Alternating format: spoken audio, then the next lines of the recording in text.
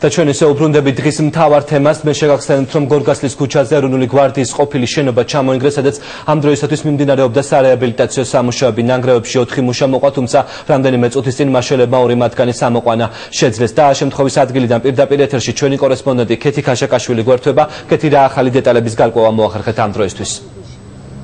ორი მუშა, როგორც უკვე აღნიშნე, ამოყვანილია ნანგრევებიდან. ირკვევა, რომ მიმდინარეობდა არა სარემონტო სამუშაოები, რომელსაც კომპანია ალიზია წარმოებდა, არამედ გასუფთავების სამუშაოები. უფრო დეტალურად ჩვენთან ერთად იმყოფება ეხლა საჯარო რეესტრის წარმომადგენელი. როგორც ცნობილია, საჯარო რეესტრს გადაეცა რამდენიმე თვის წინ ეროვნული გვარდიის ყოფილი შენობა.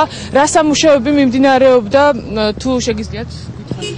მიმდინარეობდა სამუშაოები დაწყებულა სულ 2 კვირის არც კი და იყო სულთა გაწმენდის სამუშაოები რემონტისთვის მოსამზადებლად. აზარმებდა შეფსე ალიზი, რომელმაც გაიმარჯვა ტენდერში 20 კომპანია მონაწილეობდა ამ ტენდერში და ამ კომპანიამ გაიმარჯვა და შესაბამისად ყველანაირად გაფრთხილებული იყო რომ მიიღო უსაფრთხოების ზომები. ყველანაირად. განსაკუთრებით აი უსაფრთხოებასთან დაკავშირებით იმეცდებული იყო ყველა შენიშვნა.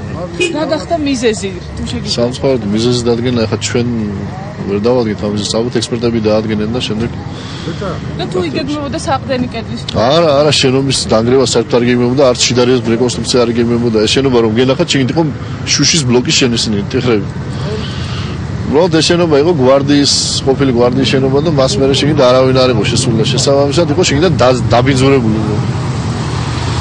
ეს გაწმენდა მინდა.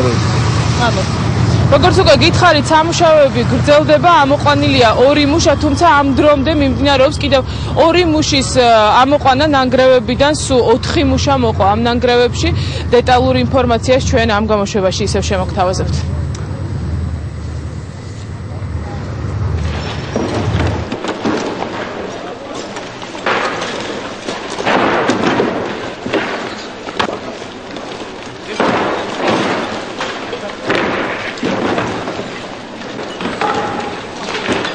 მე კიდევ ერთხელ შეგახსენებთ, რომ ეს არის ვიდეო მასალა შემთხვევის ადგილიდან გორგასლის 37 ნომერში ეროვნული გვარდიის ყოფილი შენობა ჩამოინგრა.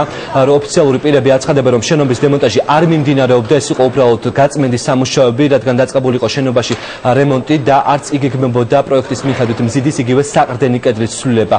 თან ჩვენს გამოძიება დაადგენს, აცხადებენ ოფიციალური პირები.